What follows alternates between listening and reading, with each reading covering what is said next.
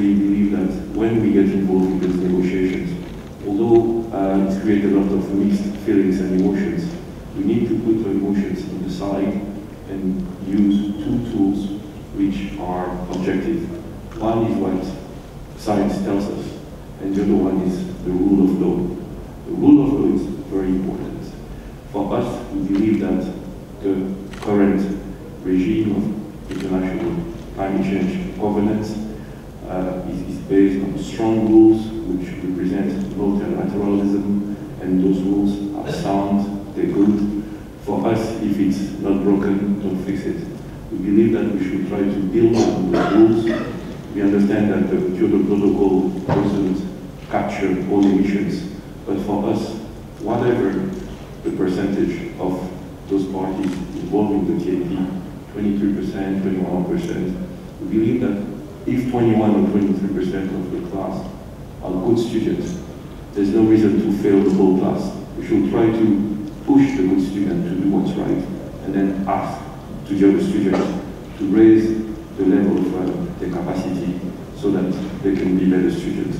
So that's where the African group stands, and we believe that we understand that some issues are right, some other issues are not right. So it's very difficult to ask for movements at the same time. The KP is right, it's been right for many years, it works well, so the KP needs to go into a second commitment period. Regarding the new legal treaty, for us, the African group and the EU, and I think we have a lot of and this is very good because we want a second commitment period of the KP. And the EU, which for us is already a de facto second commitment period of the Kyoto Protocol, based on its internal legislation, because the EU has to reduce its emissions by 20% by 2020. For us, it is already a second commitment period of Kyoto. We want them to call it so, to say it is a second commitment period of Kyoto. And we want them to raise the level of ambition. Instead of limiting it to 20%, we want them to go to 30% or even 40%. And we are happy that a country like Norway, which is not part of the EU, has said that they're open-minded to reach minus 40%. Regarding the GCF capitalization, we heard great things about GCF. We are very happy, enthusiastic about it. Now it seems that people are trying to step back from GCF. And for us, it is unacceptable.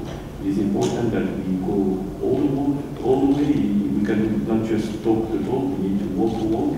And Africa and many developing countries need this climate finance in order for us to cope with adverse effects of climate change to which we did not contribute. It is important that if there is a GCF, that it is not yet another fund, another empty fund in this galaxy of funding, but it is really something concrete that we can access and which can really create a difference in our countries. The question I want to ask is, what is the African group doing in ensuring that the pledges that we make are being fulfilled? Thank you. For me, it's about being responsible. When you're a country, you're a state, you commit to an international legally binding instrument, you have to respect it.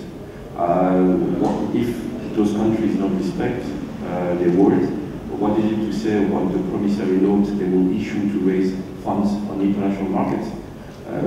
We've all seen the financial crisis, we've seen our country's rating has been downgraded. I think it's the same thing. If a country cannot keep its word, I think this country should be pointed and that the country should be trusted. So for me, it is very, very grave, it is very, very serious that those countries actually are going against what they've committed to.